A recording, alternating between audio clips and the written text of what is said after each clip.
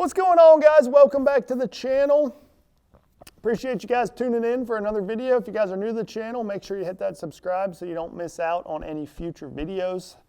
Definitely appreciate all you guys liking, commenting, subscribing, all that good stuff. And as always, we're still doing 3 videos a week, but we need some video ideas. So make sure you drop them in the comments down below. That's actually what we're doing here today. We're talking about a video idea that we got from a comment, a loyal subscriber, actually the first member of our members only channel, the MBF Bass Heads, Jeff Holland. He commented and he asked us to do a video on what would be my top 5 fisheries around the country. So this will be kind of a fun video. We're gonna kind of go through and talk about a few different lakes around the country, a few of my favorite fisheries that I feel like are on the upswing right now. And maybe you guys can use this video to plan a vacation or a fishing trip sometime this year, this summer, this fall, whenever you want to go fishing. These fisheries we're about to talk about, full of fish, loaded, and they give you your best chance at having fun and catching a lot of bass. And that's what we all love to do. So that's the goal of this video, is hopefully it can help you plan a fishing trip to get out there and reel a few bass in at some point. So if you guys are ready, let's jump in and let's talk about some cool lakes around the country.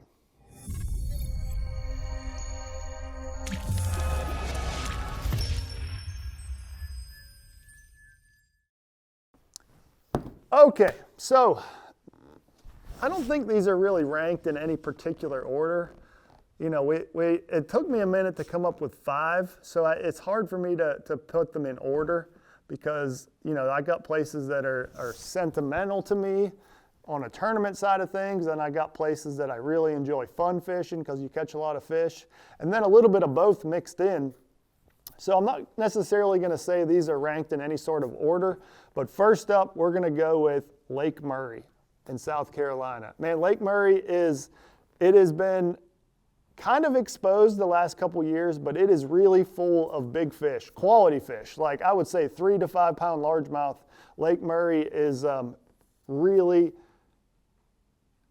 full of that size of fish. I was trying to think of a better way to put it, but I think it's one of the better lakes in the country for the average size of fish you're going to catch. You don't catch a whole lot of small fish there. When you do catch one, it's generally in that 3 to 5 pound class, and you know, they're just quality, healthy fish there. You know, another cool thing about Lake Murray is they like to feed up. You know, they're chasing blueback herring around in that lake, so you can catch a lot of fish on topwater, on, you know, soft plastic jerk baits like a fluke or a Yamamoto D-shad, swim baits, spinner baits, all the like the fun power fishing ways of fishing. That's why I really like Lake Murray, because they feed up. It's fun ways of, like, styles of fishing when you're catching them, and the quality is awesome there. So Lake Murray's definitely on the list. You've kind of seen it with some past tournaments the last few years, really exposed. And for me, when I'm looking at the quality or the health of a fishery, you don't necessarily look at, you know, if we're looking at a tournament result, if we're talking about a tournament result for looking at the health of a fishery, you don't always just look at the winning weight. You want to look down to, say, 25th place or 50th place and see how strong the weight of those anglers are versus just winning. And you'll see Lake Murray, it is always stout all the way down the field. Doesn't matter, you know, first place all the way to 50th place. It is, generally speaking, a solid bag of fish. And that you know at that point that fishery is really solid. So Lake Murray's first up on the list. Let's see, I made a list in my phone. Next up, it's not too far from Lake Murray, honestly. It would be Lake Lanier. And this will be very similar on, you know, weights of fish, but now we're talking about spotted bass. So if you're looking for a lake to go catch big, giant spotted bass, maybe your personal best spotted bass, Lake Lanier has to be the place to go. It is absolutely incredible, the size of the spotted bass coming out of Lake Lanier. And I haven't been there in a couple years. We had an event there in 2018, I think it was, on the FLW tour, and I've been there fun fishing a few times in the last few years. I don't think I've been there in the last 2 years, but man, it is absolutely incredible. One of my favorite places to go. And you know, I really just realized living here in Tennessee, I'm only about 3 hours from there. So it's on my list to spend more time there this year in 2025 and get back over to Lake Lanier, catch some of those big, giant spotted bass. What's up? Next on the list, we're gonna go from, we did largemouth, we did spotted bass. Now let's go smallmouth. We're gonna go the St. Lawrence River. I mean, you know, you guys have seen us on the tournament trail has really fished the St. Lawrence River hard the last few years, and it's really gotten exposed more and more. But it is still absolutely a bucket list place. You must go up there and catch some big smallmouth. First off, the scenery is absolutely beautiful. You know, the water's crystal clear. You got little islands everywhere. I mean, they call it the Thousand Islands region for a reason. There's little islands everywhere. There, you know, like I said, the water's just so clear, and you know, you get around the shallow sandy areas, it just shows up blue. It's just such a beautiful area. And then it's absolutely loaded with fish. Smallmouth, probably dominant there. That's what you're going after, those big giant smallmouth. But if you get a windy day or the conditions aren't right, you can tuck into any of the bays and just go reel in largemouth all you want. I mean, it is an excellent fishery from one end to the other.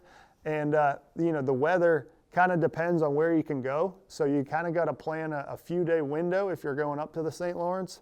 But on those days that the conditions aren't the best, you can always tuck in somewhere and catch some fish and you know, have a good day out on the water. So next up, sticking with the smallmouth, man, we got to go to a place that's near and dear to my heart, and that's Erie, Lake Erie. You know, specifically Presque Isle Bay, Erie, Pennsylvania. You know, Presque Isle Bay is a phenomenal fishery in itself. You guys kind of got to see that this year with the General Tire Team Series events.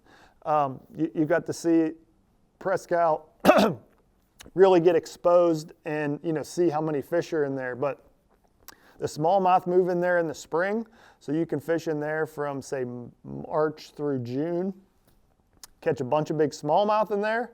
And, you know, a huge population of largemouth live in there all year long, and you can always catch them. So, man, it's a place that it's Presque Isle Bay in itself is pretty small. So, generally speaking, you're pretty protected from the weather. There's always somewhere to fish in there that's protected from whatever direction wind's blowing. And really the only thing you got to worry about up there is the time of year and how cold it is. You know, it freezes up there, so you got to make sure and watch, you know, if the bay is frozen over. But enough of the bay, you can drive out into the main lake, and you got smallmouth mecca out there. There's giant smallmouth all over out there. So Erie, Pennsylvania's got to be on that list as well. All right, number 5, the last one we're going to talk about here today is, it's kind of local to me here in Tennessee, and that would be the famed Dale Hollow. Dale Hollow, you gotta go to fish Dale Hollow. It is absolutely full of fish. Man, I would love to know the number of bass per acre in Dale Hollow, but it is really impressive. It is absolutely loaded with fish, and it's not just one species. There's schools of big largemouth, and there's a bunch of big smallmouth. You know, Dale Hollow kind of got its fame from the world record smallmouth is out of Dale Hollow, and you know, the smallmouth fishing there is incredible. But don't sleep on them largemouth. You know, that's another lake where, regardless of the weather, the conditions, there's always something you can do. There's always something that you can catch there. And again, it's just a beautiful area. You're up in the mountains, you're pretty remote, you can get away from everything and kind of escape for a few days out on Dale Hollow and reel in some bass. So that's my five favorite fisheries right now as of 2025. You know, this list is ever changing, you know, as I go new places, or, you know, the fisheries kind of change and adjust. So, but that right now, that's my favorite fisheries in the country. I'm excited. Hopefully I get to fish all of them this year. That would be something cool. But if any of you guys are looking to, you know, plan a fishing trip this year, hopefully this list helped you do that, and hopefully you guys get out there and have a fun trip and catch a bunch of fish. So appreciate you guys tuning in for another video. If you guys enjoy this type of video, 1, make sure you're subscribed, but 2, definitely drop in the comments down below some more video ideas. We love listening to the comments and all the viewers of the videos, and you know, creating content that you guys want to see. So make sure you drop it in the comments if you have any other video ideas. But until then, we'll see you guys next time.